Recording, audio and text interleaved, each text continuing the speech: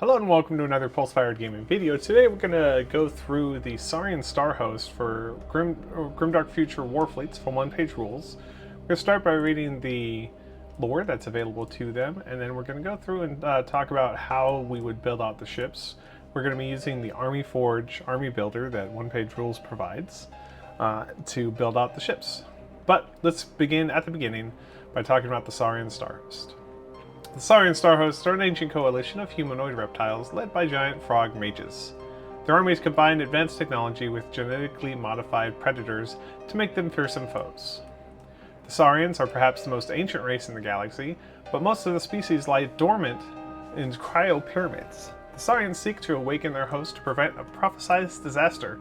However, many of their pyramids have been lost or destroyed, and some have begun to fear that they have already failed their mission. Saurians claim that the frog mages who created them existed before time began. Their mages teach them that their purpose is to fulfill a great prophecy which they have held from the beginning of time. The fabric of reality would break, and their fate would be to save it. The frog mages created cryo-pyramids and scattered themselves throughout the galaxy to ensure that they would be ready to fulfill their purpose when their time came. In their absence, a number of new species began to explore and settle throughout the galaxy. This led to a surge of psychic power which awoke one of the dormant frog mages, who is now alone in the galaxy. The lone frog mage found a galaxy at war, and fearing that this might be the beginning of the end, he hoped to awaken his fellow mages before it became too late, or before it was too late.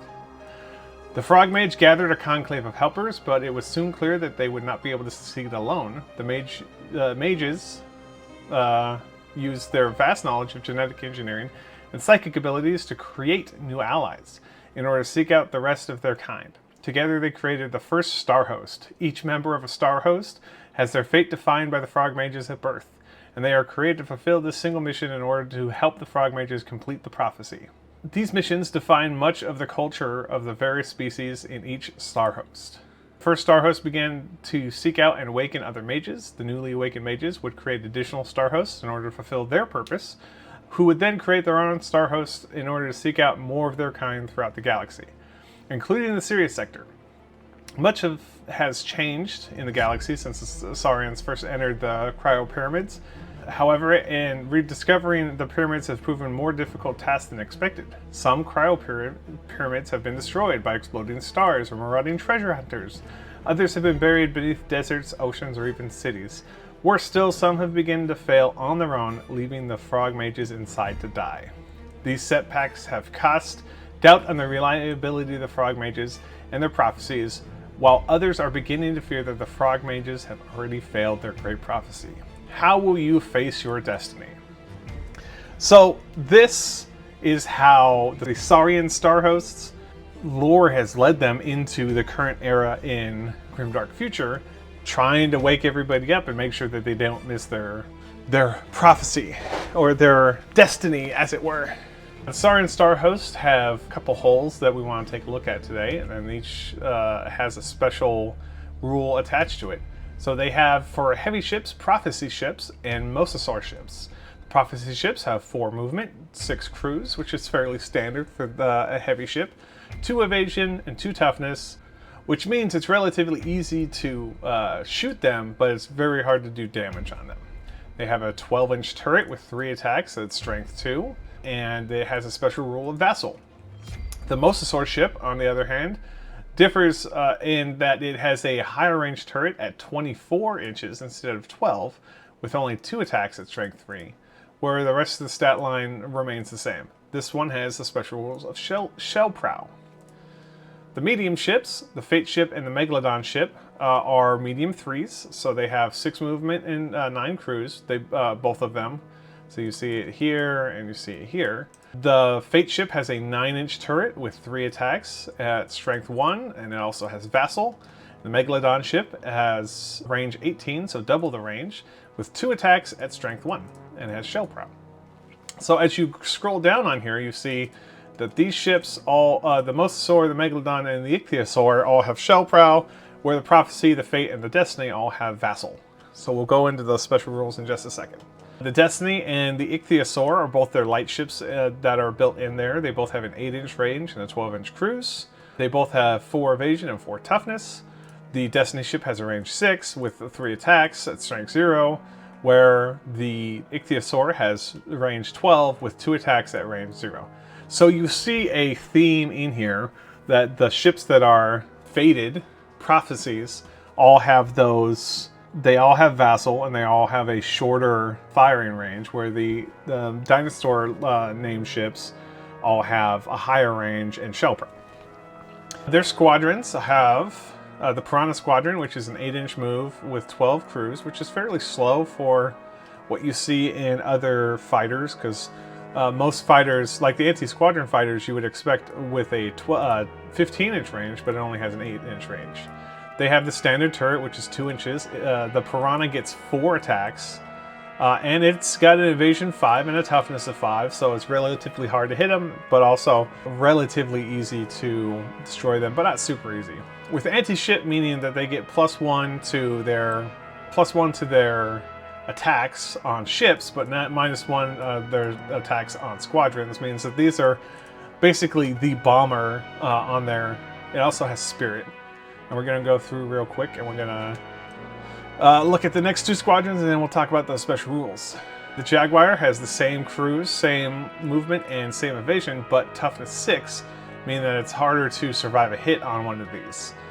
This instead has the same range and half the attacks, so it's only got 2 dice for attacking, but strength 4, meaning that if it hits a lot. So it's also got anti-squadron, which means it's better at shooting the squadrons and worse at shooting at ships, and then also spirit. So all 3 of the squadrons have spirit.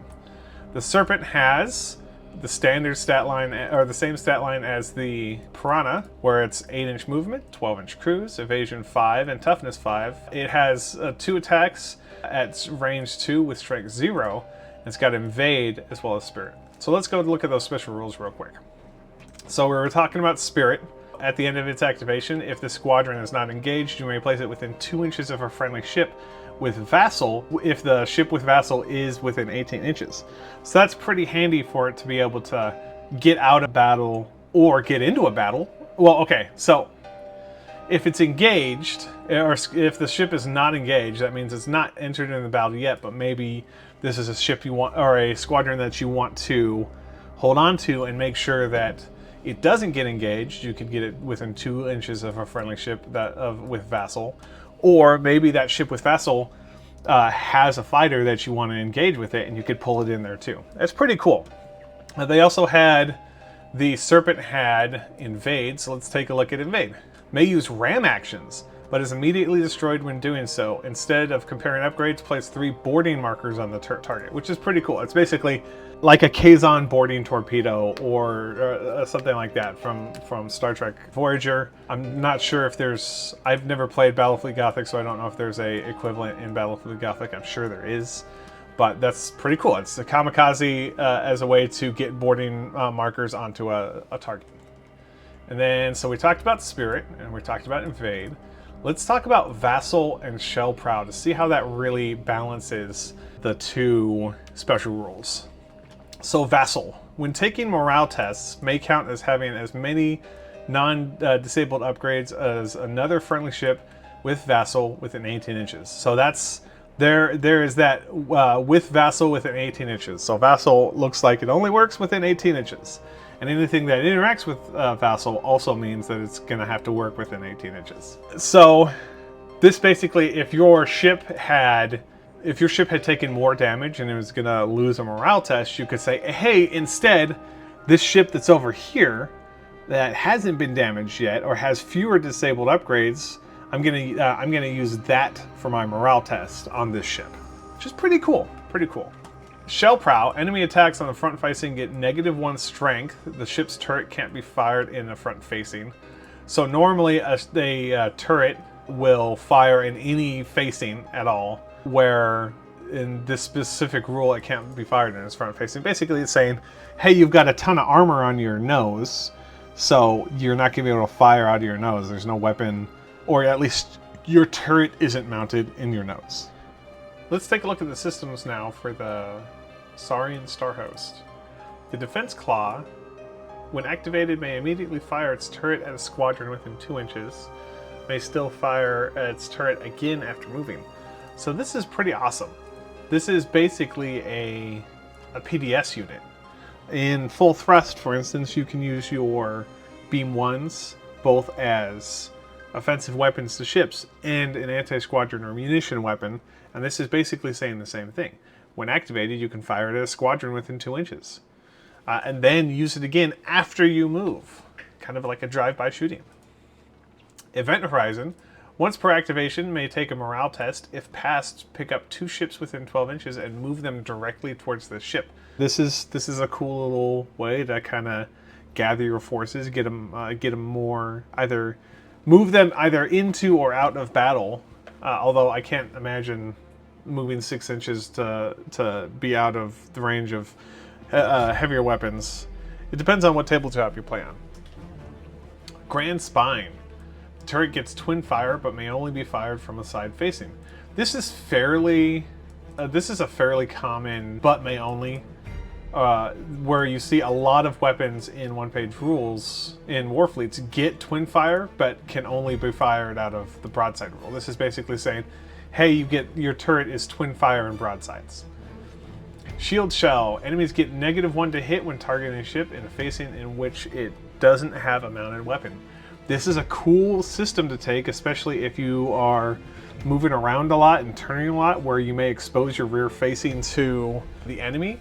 If you have Shield Cell on it, that means it's harder for the enemy to hit you in wherever you don't have a weapon. Maybe you choose not to put any side-facing weapons on your ship, and this would mean that your sides are less vulnerable to attack. Star Drive. When activated, may take a morale test. If passed, instead of moving normally, place the ship anywhere within its cruise speed in the same facing, not overlapping any models. This seems like an incredibly powerful way to move across a battlefield very, very quickly, because your cruise speed is 50% more normally than what your movement speed is. And if you combine this with something like a Vassal, maybe this is a way for you to move your damage ships in synergy with Vassal and with Star Drive. Maybe this is a way to get your ships out of attack range so that they can still live if they're being engaged. Or maybe this is a way to get them forward into battle. It's very, very, very cool system. I like it a lot. And then Wraith Spines. When activated, may take a morale test. If passed, its turret gets +2 attacks until the end of round. If failed, the turret can't fire this round. That's interesting. This is a good system, I think, to put on ships if you're confident in your morale tests. So let's take a look at the heroes for the Saurian Starhost. First of all, Divine Frog, and I had to check on this because I wasn't 100% sure how it was going to work, so I went to the Warfleet Rules Discord sub-channel in the One-Page-Rules channel and asked them if this was true or not. Once per activation on Divine Frog, place 2 new Piranha or Jaguar or Serpent squadrons fully within 2 inches of the ship. I asked if that is like new squadrons, because you can, I mean, when you build a list, you include the squadrons because the squadrons cost points. So it looks like that you could just like bring equipping this hero means that you could bring extra fighters on, just set to the side, and then when you activate, you create new fighters out of this. That's amazing. Same thing with Primal Bellower. When activated, pick a friendly squadron within 6 inches and immediately activate it. Generally speaking, in the turn order of the game, squadrons go first, and you can't equip squadrons with hero titles as far as I'm aware. So that means you might be able to reactivate squadrons that have already activated as long as they're within 6 inches of the ship with Primal Bellower on it. And then Heart Eater is relatively generic. Whenever an enemy ship is destroyed within 18 inches, remove 1 damage from the ship. But that's pretty awesome because you're healing your ship. So those are the 3 heroes, and then the titles are pretty cool as well. Beast Home, the ship removes boarding markers on rolls of 2+. So if you're playing against a player that uses like Orcs or Dark Elf, the Raiders, then this would be a really effective title on dealing with those guys. I think Dao Union also uses the boarding markers to good effect as well, so that's an effective thing against them. Spirit Shaman, when activated, may take a morale test. If passed, pick a friendly squadron within 2 inches and immediately activate it. So Spirit Shaman is just like Primal Bellower, except it's also you can take a morale test to activate another squadron again. So I see this evolving into a pretty cool list to put effective carriers in. And then Tyrant Vessel, when activated, turret gets +1 strength if it was not fired during the ship's last activation.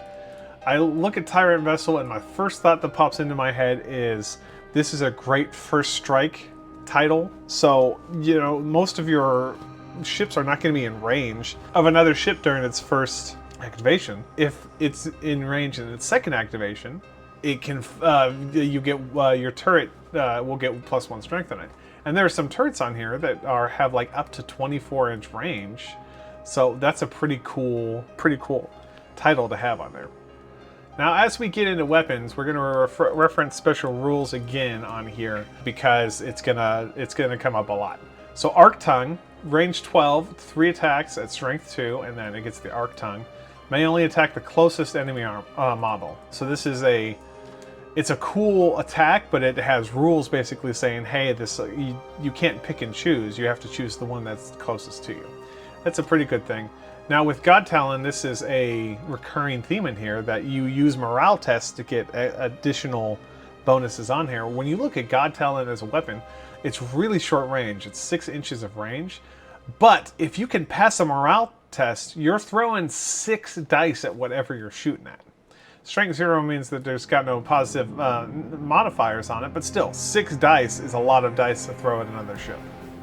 With Lightning Javelin, we want to take a look at the Blast and the Sniper rules. So, Lightning Javelin has 12-inch range. It's throwing 1 dice at strength 2. So it's got Blast and Sniper, which is a pretty cool damage combo. Let's go back to the core rules and read about damage and Blast and Sniper. Blast, if the target is hit, all models within 4 inches of it are also hit by this weapon. If you have played Grimdark Future, this is basically blast markers. That's exactly how that comes in my mind. It's a area of effect weapon, and if it's doing damage, it gets Sniper, which means that attacker may assign damage from this weapon to one upgrade of choice. If you get close to a guy that has an upgrade that you really want to disable, you can hit it with that. Obsidian Flechettes, 24-inch range, which is pretty awesome for a flechette weapon. 2 attacks, 0 strength. Obsidian Flechettes gets +2 attacks when targeting enemies within 12 inches. If you're firing it at max range, it gets 2 dice. If you're firing it within 12 inches, it gets 4 dice. So it's another really awesome thing for shorter range weapons. Not as insanely awesome as God Talon, it's pretty cool. Psyshock has an 18-inch range, 1 attack, 1 strength, and it gets Blast and Twin Fire and Psyshock. So let's look at Psyshock. Like God Talon, Psyshock must pass a morale test in order to fire this weapon. But with Blast and Twin Fire, it's pretty freaking potent. We know what Blast is already. If a target is hit, all models within 4 inches of this are also hit. But Twin Fire means that you can fire it at 2 different targets. Potentially, if I'm reading this right, rules as written, it looks like that it would create 2 different blast damages. So potentially, if you get into a swarm of ships, you could be damaging many ships if using this correctly. Quad Beam, 18-inch range, 1 attack at 3 strength, and then it has Quad Beam, which is, this weapon may be fired at 4 different targets at once. This is a pretty awesome weapon. You know, the Saurians are the oldest species in the galaxy, so of course they have some pretty cool weapons to go along with their age and their technology. Tempest Portal, 12-inch range, 4 attacks, strength 0. It gets Boarding Pod and Tempest Portal. Tempest Portal means must pass a morale test in order to fire this weapon, which is the theme that we're following.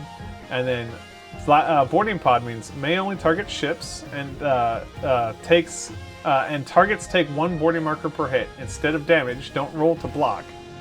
Roll 1 die for each marker when the ship is activated. On a 4+, the markers are removed, or else the target takes 1 damage. So this is like your ticking time bomb. You've got guys that you've put on the enemy ship, or weapons that you've put on the enemy ship, that when they activate their ship, goes boom. It's pretty cool. And then lastly, Toxin Battery, range 12, attack 2, strength 1, and Toxin Battery. Whenever a model is destroyed by this weapon, all models within 4 inches take 2 hits with strength 2. That's pretty awesome. You know, in Call of Duty, you take Martyr and you drop a grenade when you die. It's kind of like that.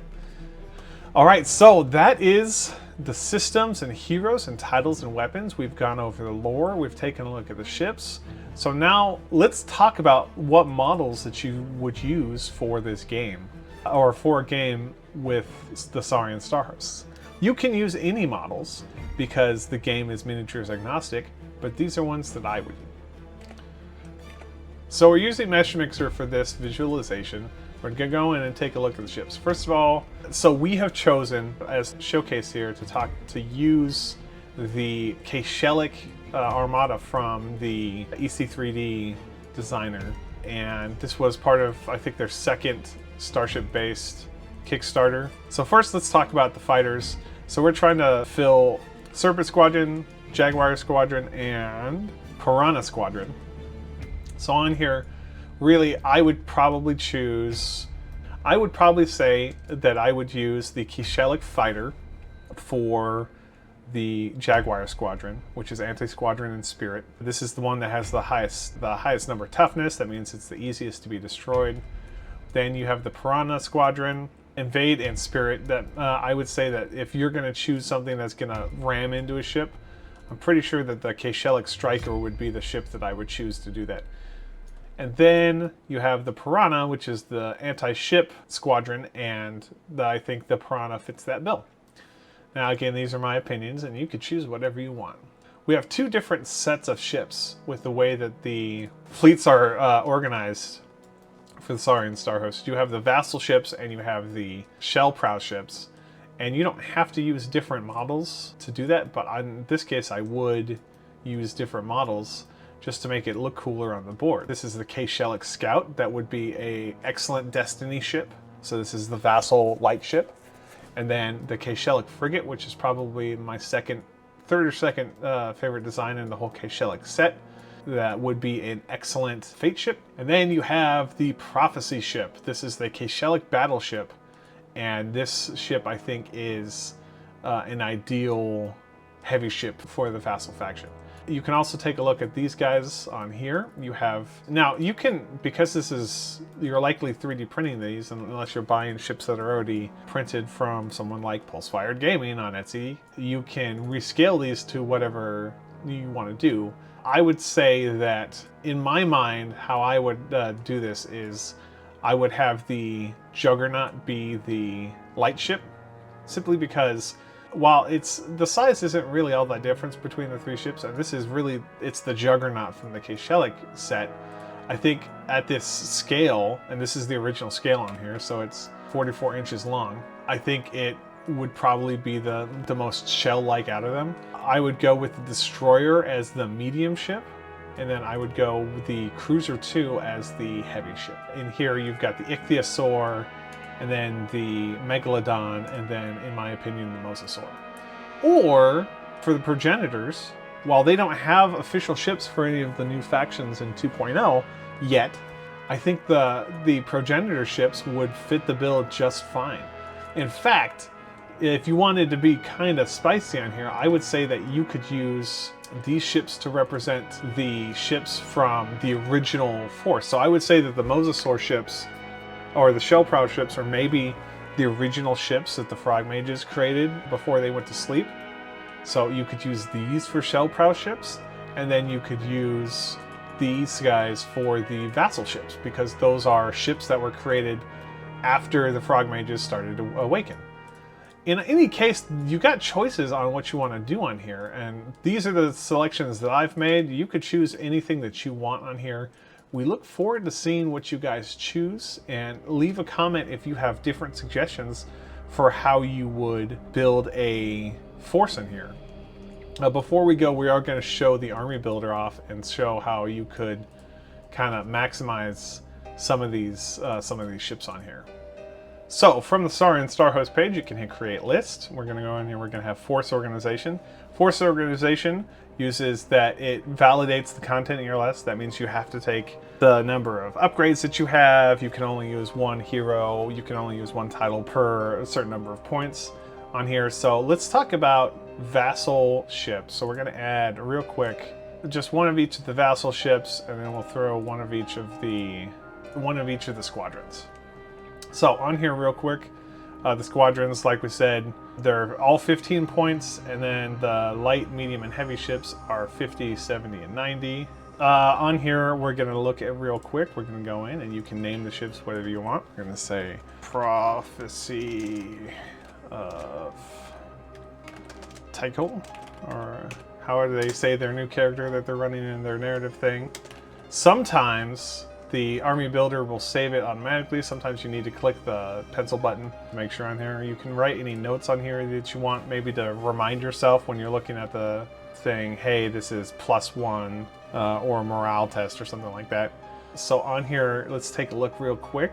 Wow, Divine Frog, which makes sense. Divine Frog is a huge, huge thing. So we're gonna go in here, we're gonna add Divine Frog. So it's gonna give us extra squadrons whenever the ship activates. Now it says once per activation, place. So this isn't an optional thing. This is you do this when it's activated. On here, I don't know if we want to put any additional titles on here. Let's put Spirit Shaman. And then let's go into systems real quick. Okay, so we have 4 systems to deal with. We're going to do Star Drive because this ship moves really slow.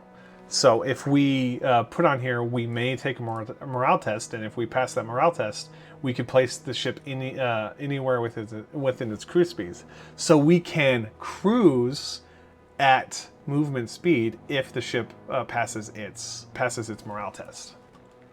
Okay, so on here, now you have the list. You have the Saurian Starhost systems, and then you have also access to all the common systems.